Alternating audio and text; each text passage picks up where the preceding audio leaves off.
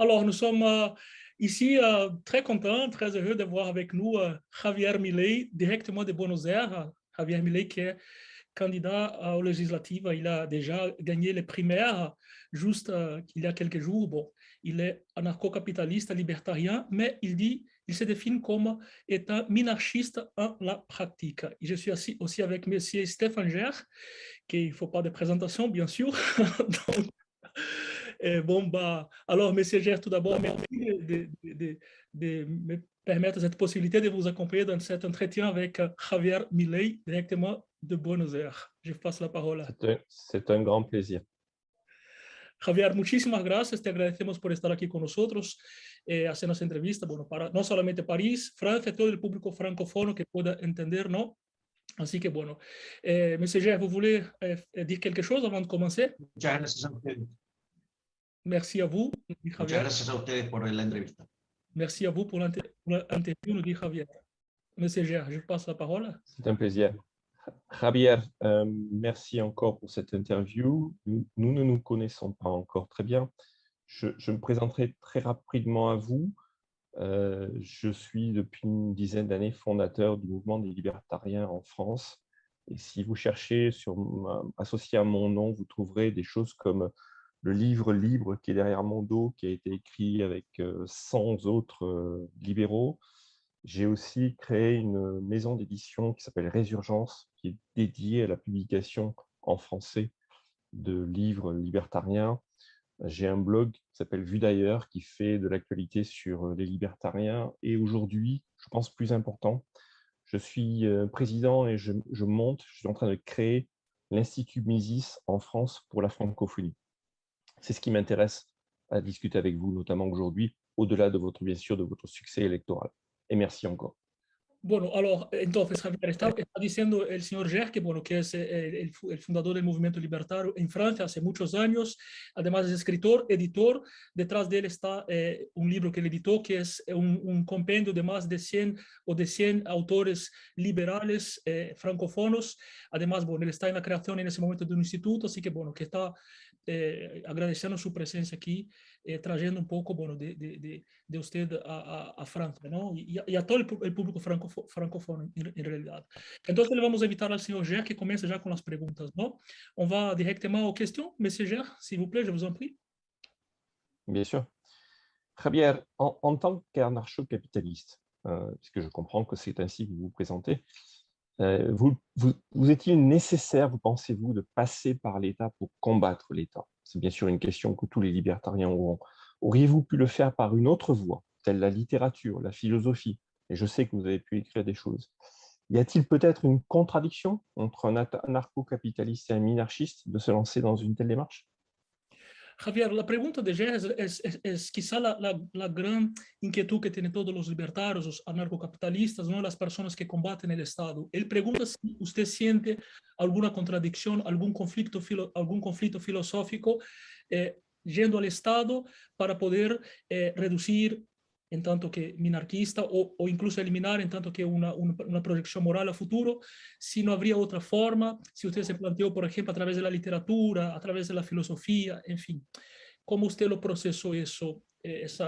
Bueno, si pasó eso por su... A ver, el primer punto es, digamos, yo filosóficamente me autodefino como anarcocapitalista. Los escritos de mis últimos años están en línea con el anarcocapitalismo. Entiendo al Estado como el enemigo esencialmente, pero por cuestiones de índole tecnológica, ¿sí? De hecho, considero al Estado como una cuestión de índole tecnológica y que, por ende, en el corto plazo, digamos, me defino como minarquista, es decir, dejaría al Estado solamente las funciones de seguridad y justicia.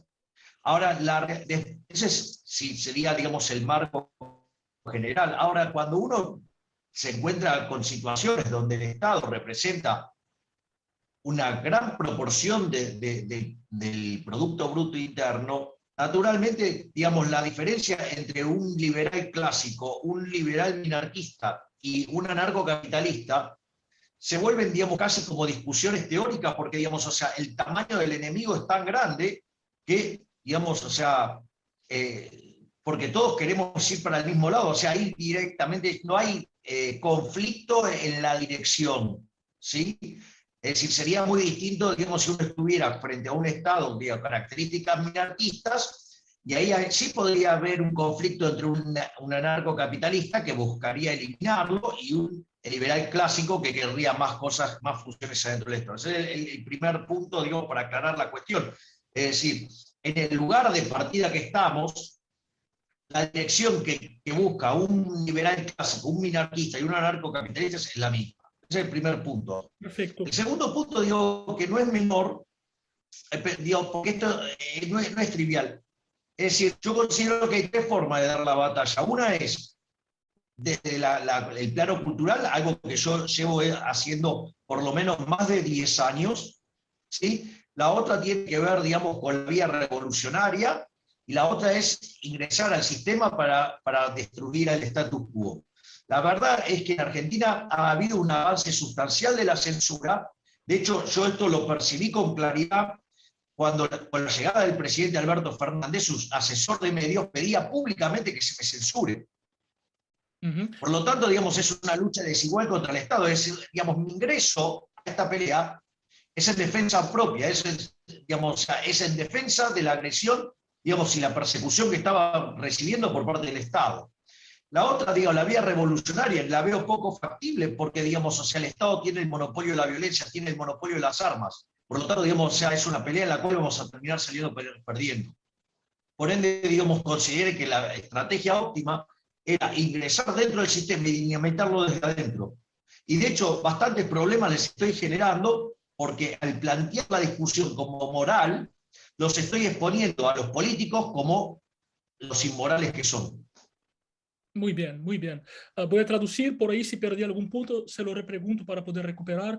Alors, il explique que oui, en fait, il est anarcho-capitaliste, il est libertarien, mais que, bon, que ça, c'est une question philosophique, une question en ce moment presque utopique. Donc, il doit penser pratiquement qu'est-ce qu'il peut faire pour aller dans une direction. Il dit que même étant anarcho-capitaliste ou libéral, ou libertarien, il dit que bon, on va tous dans la même direction, que c'est combattre l'ennemi principal, non?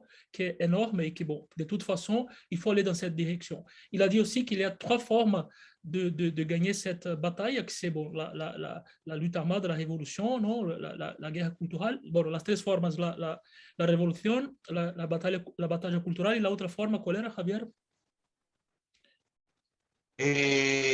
Meterse dentro del sistema para dinamitarlo desde adentro. Claro, que es y la otra forma es, la otra façon de le faire, c'est précisément allant dans le système et bon, à l'intérieur. Voilà. De toute façon, il dit que dans ce moment donné, bon, sa lutte est une lutte morale. Il va, en tant qu'homme politique, il va déjà essayer de faire un changement moral dans le même zone politique, non? Étant là, bon, et expliquer, voilà, cette bataille. Alors, en fait, c'est un peu comme ça. Alors, passons à la deuxième question, si vous voulez bien. Javier, vous entrez dans le jeu de la politique, donc le jeu de l'État. Bien sûr, votre objectif, c'est de la poursuite de la liberté. Est-ce que, quand on rentre dans ce jeu-là, est-ce qu'on peut imaginer rentrer dans la politique et en fait en faire une arme de la liberté? Est-ce qu'il est possible de faire la politique et aboutir à la liberté, ou est-ce qu'il est, si on veut vraiment faire la politique, il faut sortir de la liberté? Mais peut-être que vous avez quelque part déjà un peu répondu à cette question dans la première, mais je vous laisse répondre. Bueno, él dice que comienzo por el fin. Él dice que esa cuestión quizás ya esté respondida en la primera pregunta, pero que la pregunta ahora es la siguiente. ¿Usted cree que la política se puede diferenciar del Estado? Es decir, ¿hay posibilidades de trabajar desde la política? ¿Cuál es su concepción de política, no? Porque, bueno, en ese momento la política es del Estado, ¿no? El Estado tiene el monopolio de la política. Bueno, ¿qué cree usted? ¿Que se puede hacer la política en un determinado momento fuera del Estado, en un contexto liberal, no? On pourrait dire que faire de la politique, c'est faire le jeu de l'État. Bueno, que como que hacer la política, si eso no es parte del juego, ¿no? Si usted puede diferenciar la política del Estado. entiende, ¿no? La pregunta. Si usted cree en la política y si Absolutamente, existe una política en el absolutamente. Estado, sería Digamos, la pregunta, ¿no? Javier, por favor. a ver, el punto sería el siguiente. De hecho, en realidad, la política tiene que ver con la intención de un conjunto de individuos de modificar la realidad. Y eso, digamos, es independiente de que exista o no el Estado. Ese es el punto, digamos, o sea, no es menor. Es decir, cada vez que un conjunto de ciudadanos se pongan de acuerdo, supongamos lo siguiente, estamos en una comunidad, estamos separados de otra comunidad por un río. Podríamos ponernos de acuerdo, ¿sí?, en construir un puente para así incrementar nuestro comercio, incrementar la división del trabajo y mejorar nuestro nivel de bienestar. ¿Sí? Eso, digamos, es hacer política y no está el Estado en el medio. ¿Sí? Ahora, ¿cuál es el problema con el Estado? El Estado, cuando pasa eso, crea el Ministerio del Puente. ¿Sí? Y entonces después, con esos recursos, se dedica a buscar lugares donde hacer puentes. Y si no los encuentra, crea el Ministerio de los Ríos para crear ríos artificiales y así después hacer puentes. O sea, eso tiene que ver, digamos, o sea, por lo tanto, creo que es posible, digamos, lo que se denomina la actividad política se puede escindir, ¿sí?, del Estado. Muy bien. Ahora bien, ese, digamos, es el primer punto. ¿Puedo traducir? Ahora, la situación actual donde la política y el Estado... Que no quiero, tengo miedo de confundir porque es demasiado. ¿Puedo traducir esa parte, si me permite, Javier? Está perfecto, está perfecto. Por favor. Alors, M. Gér, il a dit que oui, d'après lui, tout d'abord, il faut définir qu'est-ce que c'est la politique. La politique pour lui et l'État, bon, l'État, il ne faut pas définir une définition, mais bon, la politique, ce n'est pas quelque chose qui appartient à l'État par principe. C'est la politique, c'est le rapport entre personnes. Donc, voilà, donc dans ce sens-là, c'est le rapport entre de nombreuses personnes qui vivent dans un endroit donné. Donc, il a même donné un exemple pratique. Donc, par exemple, s'il y a un petit village, par exemple, donc là, il y a un fleuve et de l'autre côté, il y a un autre village. Donc, voilà, on décide entre les deux de faire un pont pour stimuler le commerce, par exemple. Non? Il a dit que, bon, que ça, on peut résoudre avec la politique, mais sans l'État. Par contre, si l'État est là, et l'État va faire en sorte de faire beaucoup de ponts et d'essayer de faire encore des ponts, etc., même si ce n'est pas nécessaire. Voilà. Continuez, por favor, Javier. Eso era lo que quería señalar. Está bien, déjalo ahí. Ah, perfecto. Bueno, Monsieur Gér, je vous invite à faire la question. Oui. La suite. La prochaine question, Javier, c'est sur la minarchie. La minarchie, souvent, est définie comme étant un État minimal avec la police, la justice, peut-être la défense. On la décrit souvent par les services qui sont rendus, mais par exemple, moi en France, mon expérience, c'est qu'une des difficultés de la minarchie, c'est plutôt de définir comment elle est organisée dans les territoires, comment elle s'organise. Il y a des départements, il y a des régions, donc la structure du pays. Donc, ma question, elle est double, c'est qu'est-ce que pour vous est la minarchie minimale, mais comment elle se traduit en termes d'organisation de l'État, du pays, dans un grand pays comme l'Argentine, alors que je sais déjà, par exemple, qu'en France, c'est déjà très compliqué en France. Et désolé, Jensen, mais c'est ce que pour moi est caché cette question. Et vous allez vous en débrouiller. Ok. Bueno, Javier, él ha dicho que, bueno, él quiere focalizar un poco en su bueno, usted se declara minarquista, ¿no?, en la práctica, aunque filosóficamente anarcocapitalista, entonces él quiere focalizar sobre el minarquismo en ese momento, ¿no? Él quería saber cómo se haría eso, cómo se puede organizar eso, por ejemplo, en un país como la Argentina, ¿no?, que tiene muchas provincias, que tiene cierta independencia, cómo se podría llevar a cabo eso, de qué manera, porque, bueno, eso también en Francia es una discusión que tienen los anarcocapitalistas, bueno, si es posible hacer eso. Yendo un poco más allá de la pregunta que él plantea, bueno, yo sé que él es por la liberación de ciertas partes de un Estado, ¿no? Poco a poco la cisión, o sea, que ciertas provincias puedan ir saliendo poco a poco, ¿no? La pregunta concreta sería, bueno, que usted es un libertario de la teoría y minarquista en la práctica, ¿cuál sería su modelo ideal de minarquía, ¿no? En el caso de que, bueno, que esté en el poder, que pueda tener decisión, a dónde va, incluso moralmente, ¿no? ¿Cuál es su modelo de minarquía? ¿Cuáles son los roles mínimos e indelegables del Estado? Que en francés se llama hegelien, son la soberanía, ¿no? Como se dice en español, la soberanía del Estado. ¿Qué roles serían Por los mínimos eso, posibles?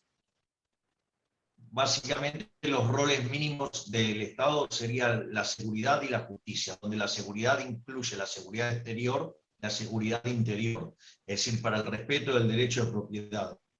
Y el resto de las actividades habría que ir eliminándolas, ¿sí? Dentro de un conjunto de reformas estructurales, en las cuales yo planteo reformas de primera generación, segunda generación y tercera generación. Muchas de las, digamos, las primeras reformas serían más de trazo grueso, tienen que ver con la reforma del Estado, bajar el gasto público para bajar impuestos, la reforma en el sistema laboral y la apertura de la economía, digamos, con esa secuencia además, y eso una vez que, digamos, la economía está en crecimiento, ¿sí? Y se puede entrar en las reformas de segunda generación. Una de las cosas que permite las reformas de segunda generación es avanzar sobre el sistema de coparticipación federal de impuestos, que es, por ejemplo, un elemento que se dedica a hacer justicia social, pero entre provincias, lo cual, digamos, es una aberración, y y tiene el problema de la falta de correspondencia fiscal, y planteado esa situación, estamos en condiciones de empezar a quitarle funciones al Estado. O sea, básicamente la educación en un primer estadio, digamos, debería ir a un sistema de vouchers para generar la competencia, y una vez que, digamos, el sistema fluya y funcione bajo competencia, digamos, ahí se podría directamente eliminar la función pública y asimilar el resultado que uno tendría en una economía de mercado, porque en el fondo el problema radica en que si la población quiere tener eso, digamos, o sea, ¿cómo hacemos para convencerla? Mientras tanto, digo que eso no es la solución óptima. Entonces, por ejemplo, la situación de la educación, primero se pasa a un sistema de vouchers, y avanzado el sistema de vouchers se elimina la regulación de lo que implica la educación pública, y después, digamos, se pasa a un proceso de competencia. Digo, esa es la secuencialidad. Lo mismo, digamos, o sea, con el sistema de salud. Argentina llegó a tener el mejor sistema de salud y no estaba involucrado el Estado. ¿Por qué? Porque básicamente Argentina lo que tenía era que partes se agrupaban por comunidades, o sea, por eso estaban el hospital italiano, el hospital español, el hospital francés, el hospital alemán, ¿sí? Y por otra parte se agrupaban en tipo de trabajo. Por eso, digamos, o sea, la obra social más grande era la de la fraternidad, porque a fines del siglo XIX los ferrocarriles eran el sector más importante de la economía, ¿sí? Y después estaban las personas que trabajaban la tierra, ¿sí? En el campo. Los propios dueños de las tierras generaban sus propios hospitales, porque, digamos, o sea, el tiempo que transcurría desde el campo hasta la zona urbana, digamos, podía demandar mucho tiempo y costarle la vida a los seres humanos. O sea, y con ese formato Argentina llegó a tener el mejor sistema de salud del mundo. Y de hecho hoy en Argentina casi el 50% de los argentinos tiene una prepaga. Por lo tanto, lo que hay que tener es la voluntad política de hacerlo, porque claramente, digamos, en Argentina, frente a los fallos del Estado, que son muy claros, la educación no funciona, la educación, digamos, la salud no funciona, todo lo que hace el Estado lo hace mal. Por lo tanto, digamos, o sea, eso también es una ventaja para mostrar que sí se puede hacer, porque de hecho el sector privado se crea soluciones en términos de seguridad, en términos, digamos, o sea, privada, en términos de educación privada, ¿sí? En términos de salud privada, y eso permite mostrar que se pueden avanzar sobre soluciones que son más market friendly. Bueno, il a dit que, bon, il a expliqué ça un peu trop long, un peu trop technique. Je vais essayer de faire de synthétiser pour ne pas me perdre et prendre l'essentiel, mais il a dit que, bon, que ce projet est un projet à long terme de 3 générations. Donc, il y a la première génération, la deuxième et la troisième, non? Et donc, dans une première génération, bon, ça se fait une réforme de l'État, une réforme plus importante, non? Pour déjà préparer la base, mais il y a encore une apportation à l'eau sociale, non? Comme ça fonctionne dans l'État, etc., qu'on ne peut pas laisser tout comme ça livré, non, à son... donc, il y a une sorte de délégation gradative, non? Il a dit que, bon, une fois qu'on commence à donner de force au marché, le marché commence à se réguler tout seul. Donc, ça, c'est la deuxième génération. Oui. Il a expliqué aussi qu'en Argentine, aujourd'hui, les services ne fonctionnent pas tout. Les hôpitaux, les écoles, l'éducation. Bon, pour l'éducation, il propose un système de voucher, qui c'est par exemple un système de coparticipation, qui, bon, que c'est comme il appelle le mal mineur ou quelque chose comme ça, minimal, non? Donc, le moindre mal. Voilà.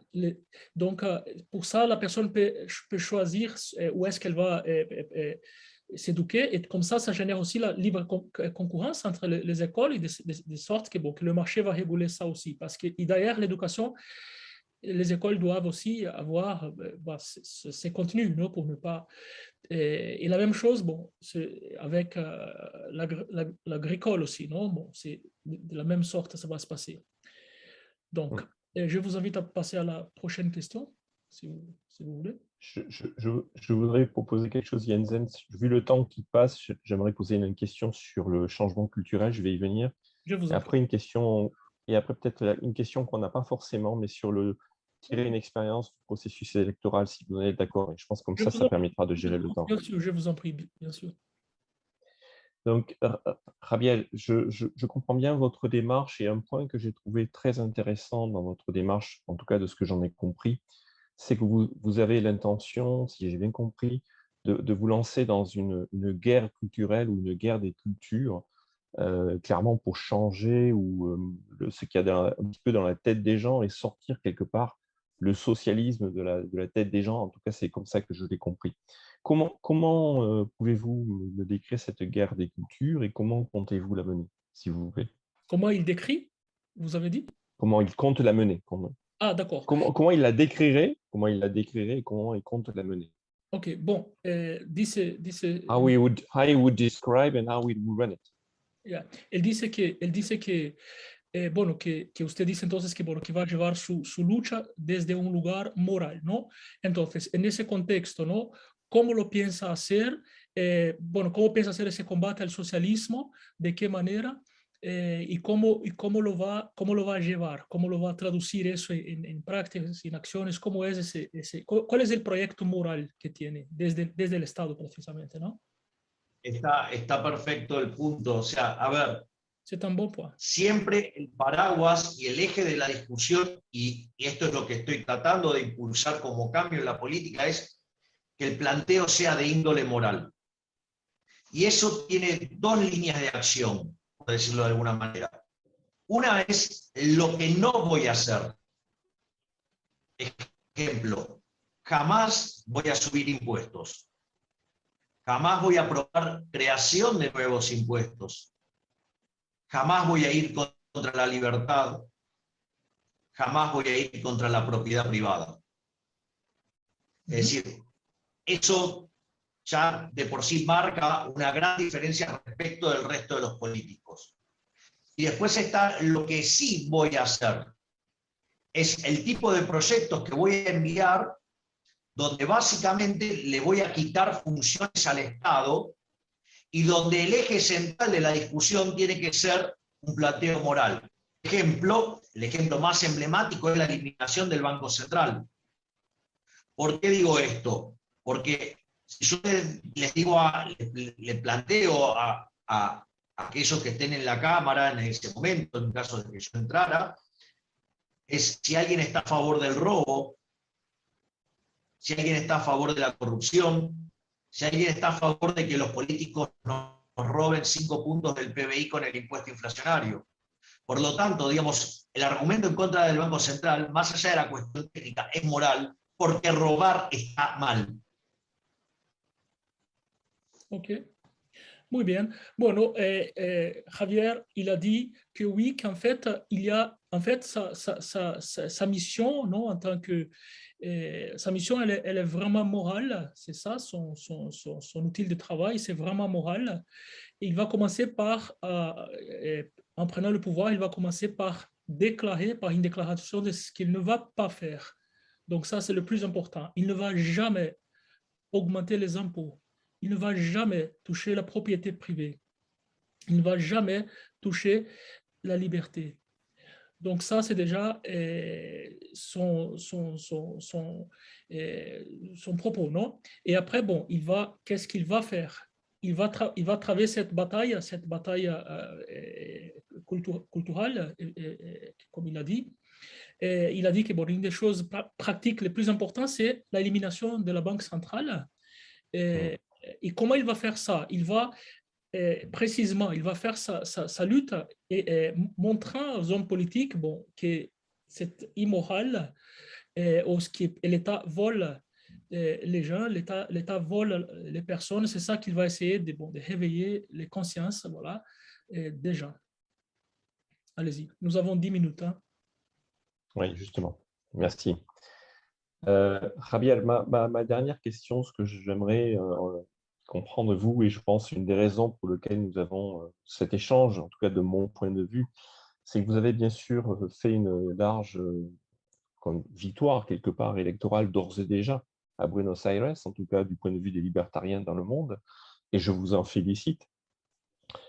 Je trouve, quand je regarde ce qui se passe un petit peu partout dans le monde, c'est difficile souvent pour les libertariens de gagner une large part d'élections, une large part des suffrages. Je partage beaucoup de vos analyses stratégiques, si je puis dire, mais quel est quelque part le secret, quelle est, selon vous, quelque part, la leçon que tout le monde libertarien peut tirer de votre déjà victoire à Buenos Aires? Ah. Bueno, él dice que, bueno, que primeramente, bueno, felicita por donde ha llegado, porque por lo general es muy difícil que un libertariano entre a la política, primero por el mismo principio, ¿no?, del libertarianismo, y la pregunta concreta es, ¿qué es lo que tiene usted que consigue llegar a donde otros libertarianos no han conseguido? ¿A qué atribuye, ¿no?, esa capacidad de penetración y las conciencias, bueno, en fin. Le charisme. El carisma, ¿cómo lo explica, ¿no? Porque usted está llegando donde, por lo general, el libertarismo no ha llegado todavía, o no llega, por lo menos. Bueno, a ver, yo creo que hay circunstancias históricas y a mí me tocó estar en un determinado momento histórico, bajo determinadas circunstancias, que hace que tenga acceso a estas situaciones unas personas con mis características. O sea, ¿por qué uno puede comprender que penetre tan fuertemente el mensaje de la libertad? Bueno, porque Argentina es un país fuertemente oprimido por el Estado. La verdadera presión fiscal para el que está, digamos, en la economía formal es del 75%. Es decir, el tamaño del gasto público hoy en Argentina es del 45% del PBI, pero digamos 40% de la economía está en el segmento informal. Por lo tanto, la presión explícita sobre aquellos que están en el segmento formal es del 75%. O sea, en el fondo somos esclavos tributarios de los políticos. Ese es el primer punto. El segundo punto es, Argentina trae una decadencia de cerca de 100 años, que ha hecho de ser el país más rico del mundo, entrar a la pandemia 70 y hoy es 120 en términos de PBI per cápita, medido al tipo de cambio paralelo. Además, también ha habido todo un resurgir del valor de la libertad a partir de lo que fueron las cuarentenas. Okay. Y después, obviamente, o sea, yo venía dando, digamos, abiertamente. Entonces, y decidí lanzarme en un momento que yo consideraba que estábamos muy al extremo en términos del avance del Estado y que las libertades individuales estaban claramente en riesgo. Y yo creo que eso fue lo que permitió que el impacto que estamos teniendo, más allá de mis cuestiones personales, que soy la conjunción de un ex arquero de fútbol, un cantante de rock y un economista matemático. Muy bien, qué linda trilogía, ¿no? Bueno, Javier, il a dit que, en fait, il y a beaucoup de choses qui se sont données, non? D'ailleurs, il a dit que ça fait 10 ans qu'il est dans la lutte. C'est pas qu'il a commencé maintenant. C'est juste que maintenant, peut-être c'est l'homme idéal dans un moment, dans un contexte idéal, non? Il y a un peu aussi de la pandémie, parce que dans la pandémie, nous avons perdu nos libertés, donc ça, c'est ça.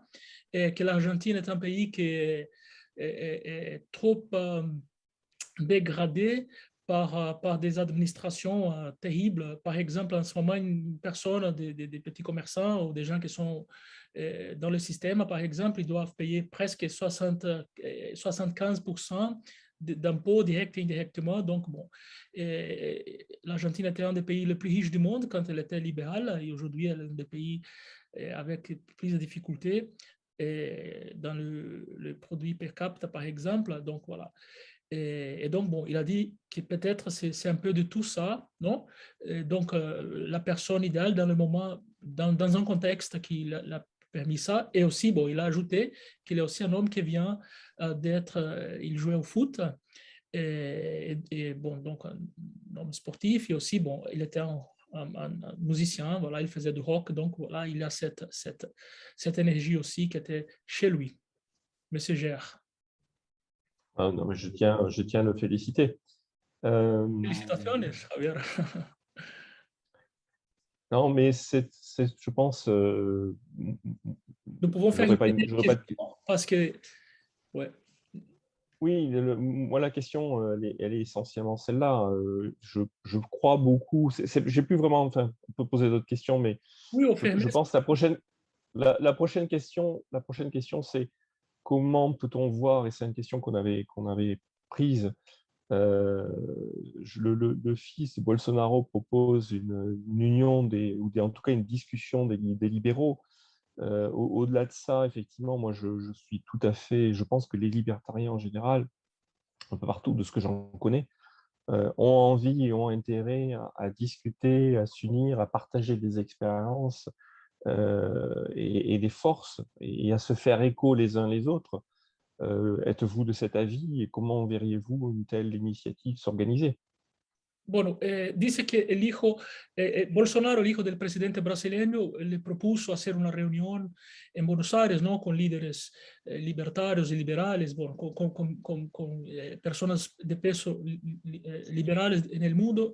Y la pregunta concreta sería, ¿cree usted que es importante en ese momento una unión de liberalismo, como existe en el socialismo una unión también, ¿no? Absolutamente en todo el planeta existe, es importante ya esa unión o el movimiento está disociado y cómo cree usted que se pueda poner eso en práctica, ¿no? Como por ejemplo está el Foro de São Paulo, por ejemplo, ¿no?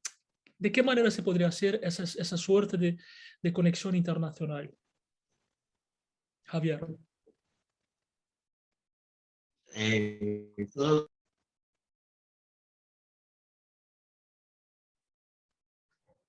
Je pose.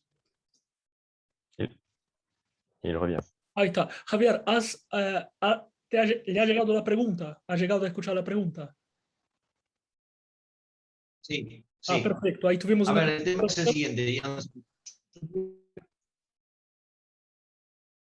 Estoy, digamos, totalmente de acuerdo con la idea de avanzar en un foro en el cual estemos nucleados los liberales, los libertarios, las fuerzas del centro derecha, ¿sí? Y conservadores para dar pelea a la izquierda. Es decir, la izquierda está organizada, entonces nosotros no podemos tener una posición ingenua, ¿sí? De no tener, digamos, aliados para los cuales, digamos, o sea, ellos vienen todos juntos y por separado somos más fáciles de atacar.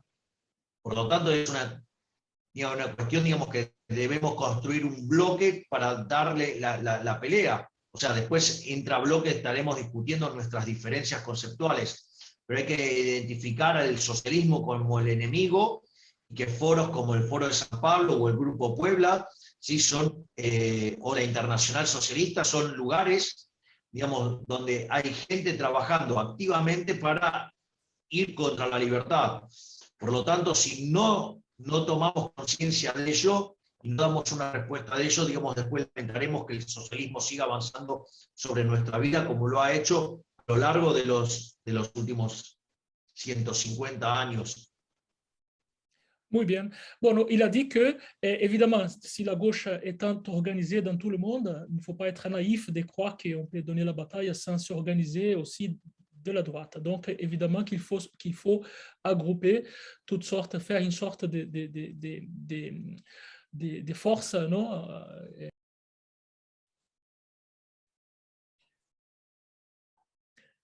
Muy bien. Alors, nous avons une petite interruption, nous nous excusons por ça, pedimos disculpas por esa interrupción que tuvimos, pero bueno, paso a traducir la respuesta de Javier, je tiens à traduire sa réponse. Alors, Monsieur Gère, il a dit que c'est évident, il est évident que la gauche est très, très organisée dans tout le monde, dans tous les niveaux, non? Organisationnel, technique, doctrine, etc. Donc, évidemment, il y a des organisations énormes, par exemple, comme le Foro de São Paulo à Puebla, non? Alors, il a dit que, bon, alors la droite ne peut pas être naïf de croire que cette bataille est gagnée avec des petites associations, mouvements, partis. Évidemment qu'il faut aussi une sorte et même étant donné ça, par rapport à ce qu'il avait dit avant aussi, qu'étant donné que l'État a le monopole de la force, évidemment qu'il faut de la politique aussi en ce moment, non?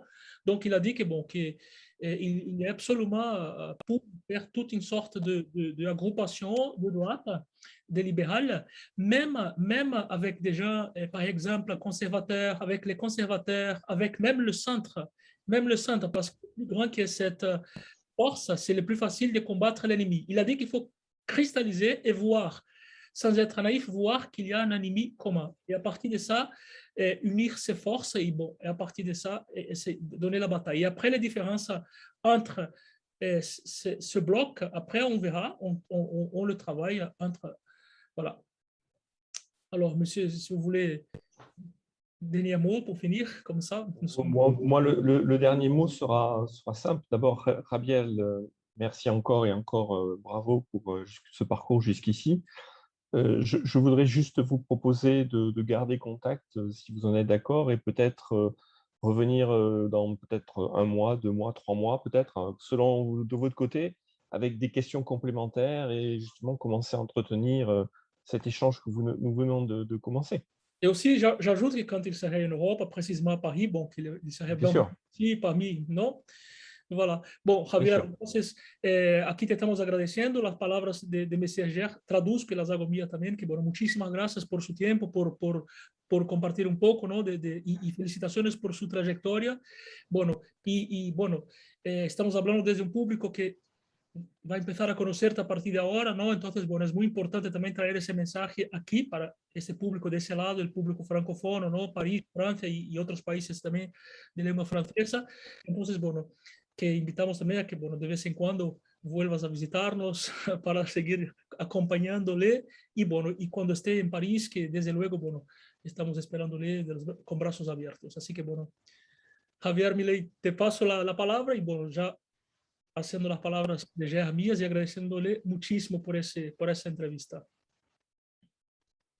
Bueno, el agradecido soy yo por tener el privilegio de tener este espacio hablando con ustedes y poder contarle la experiencia que estamos llevando a cabo los liberales, libertarios en Argentina y en todo lo que es el mundo de habla hispana, y que les invito a dar la batalla con fuerza, porque solamente no la vamos a ganar si no la damos. O sea, pero si la damos, decidimos hacerlo y lo hacemos con determinación, vamos a ganar la batalla contra el socialismo.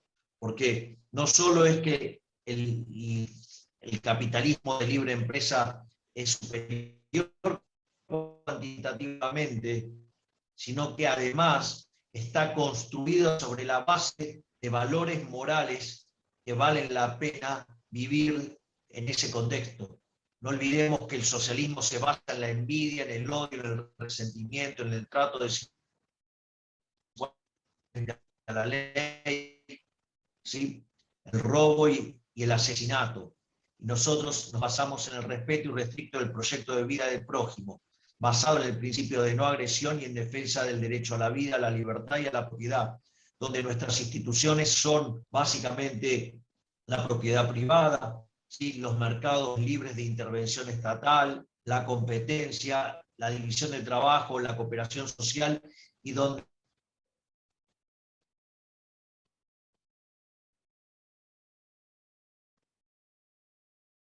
Bueno, je commence à traduire parce qu'il est...